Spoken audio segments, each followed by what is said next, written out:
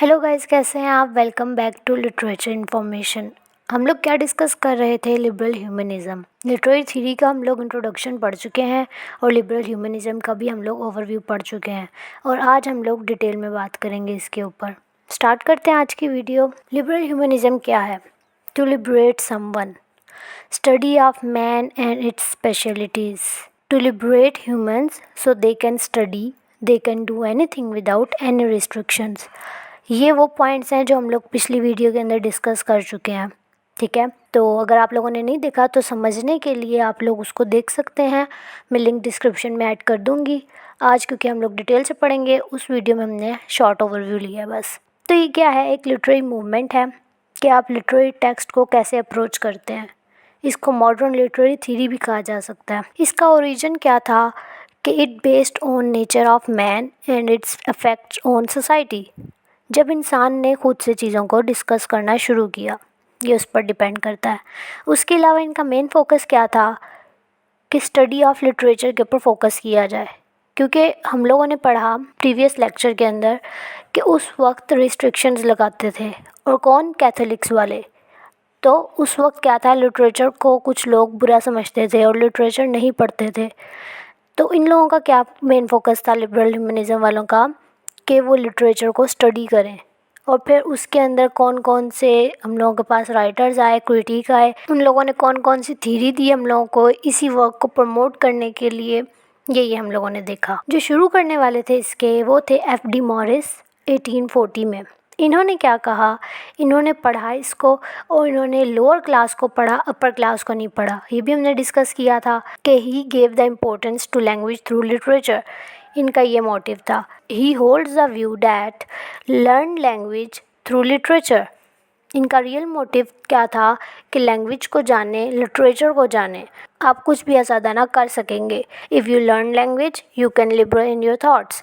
Literature को सिर्फ history के साथ मिलाकर नहीं पढ़ना चाहिए। टेक्स्ट पढ़ें लेकिन हिस्ट्री को हटाकर। हम लोगों ने ये भी डिस्कस किया था। उसके अलावा फिर हम लोगों ने देखा कि लिबरल ह्यूमनिज़्म जो था ये एक थ्योरी की फॉर्म में सामने आया, थ्योराइजिंग लिबरल ह्यूमनिज़्म। अगर ओवरऑल देखा जाए तो इसका स्टार्ट कहाँ से हुआ, ग्रीक और लैटिन से, यानी कि एरिस्टोटल से। सोक्रेटिस की एक लाइन है, हु एम आई, वहाँ से आइडिया दिया इन्होंने एरिस्टोटल ने। His theories give delivery of ideas. उसके अलावा इंग्लिश क्रिटिकल ट्रेडिशन में कुछ लोग थे जिन्होंने इस थ्योरी को प्रमोट करने के लिए अपने कुछ वर्क्स किए और कुछ थ्योरीज उन लोगों ने इंट्रोड्यूस करवाई। उनमें कौन थे? T S. Eliot, doctor Johnson, Leavis, Arnold, Philip Sidney. T S. Eliot का वर्क था वेस्टलैंड। उसके अलावा इन्होंने बताया ट्रेडिशन एंड इंडिविजुअल टैलेंट को। डॉक्टर जॉनसन जो थे ये क्रिटिक थे और उन्होंने क्रिटिकल कमेंट भी लिखे। उसके अलावा शेक्सपियर वो बुक लिखी। उसके अलावा मॉरल लेसन भी दिए। लिविस जो था ये क्रिटिक के नाम से मशहूर है और उसी के नाम से जाना जाता है। उसके अलावा जो आर्नल्ड था ये स्पोर्टर्स टू मॉरल्स था। टचस्टोन मेथड इसने दिया, एक ऐसे की फॉर्म में था। ये क्या कहता था, किसी भी प्रेजेंट लिटरेरी वर्क को अगर आप जज करना चाहते हैं तो आप पास्ट वर्क को चेक करें। उस ऐसे में इसने ये बताया। ये लोग क्या थे, डिफरेंट आइडियाज़ देते थे कि एक पुराने तरीके से नहीं, नए तरीके से भी पढ़ाया जा सकता है। उसके अलावा इन सारी थीरीज़ को उन लोगों ने इंट्रोड्यूस करवाया। ये हम लोग इनको पढ़ेंगे आगे एज ए थ्योरी लिबरल ह्यूमनिज़्म को नेक्स्ट लेक्चर के अंदर।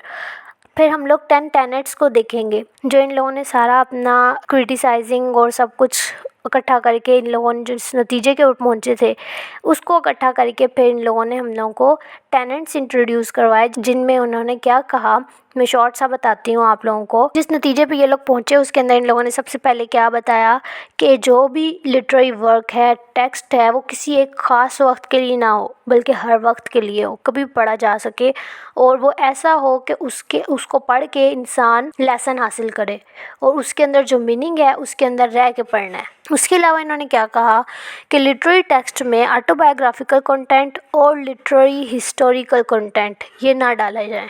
ठीक है। उसके अलावा उन्होंने क्या कहा कि क्लोज वर्बल एनालिसिस होना चाहिए टेक्स्ट का। फिर उन्होंने क्या कहा कि ह्यूमन नेचर अनचेंजिंग है, पैशंस और इमोशंस जो हैं ये चेंज होते रहते हैं, रिपीट होते रहते हैं। तो सेम इसी तरह लिटरेचर भी है। ठीक है। उसके अलावा उन्होंने क्या कहा, इंडिविजुअल को अहमियत दी। लिटरेचर जो है सोसाइटी या इन्वायरमेंट की वजह से ट्रांसफॉर्म नहीं होता और ना ही ये किसी ऐसे इंडिविजुअल की सोच की तरह चेंज होता है जैसे एक स्टोरी के एंड पर कैरेक्टर की थॉट्स चेंज होती हैं। ठीक है, ये बताया लिटरेचर के बारे में। उसके अलावा क्या कहा कि लिटरेचर का मेन पर्पज़ ये है कि to enhance life, to promote human values. Sincerity होनी चाहिए लिटरेचर की लैंग्वेज में। उसके अलावा साइलेंस होनी चाहिए, ज़्यादा एक्सप्लेनेशन नहीं होनी चाहिए, प्रिसाइज सा होना चाहिए। उसके अलावा उन्होंने बताया कि क्रिटिक का काम क्या है, टेक्स्ट पर गौर करे। रीडर और टेक्स्ट के दरमियान एक बॉन्ड होता है। ठीक है, ये उन्होंने कहा। ये थी हम लोगों की एक्सप्लेनेशन लिबरल ह्यूमनिज़म की। ये टेनेंट्स सामने आए।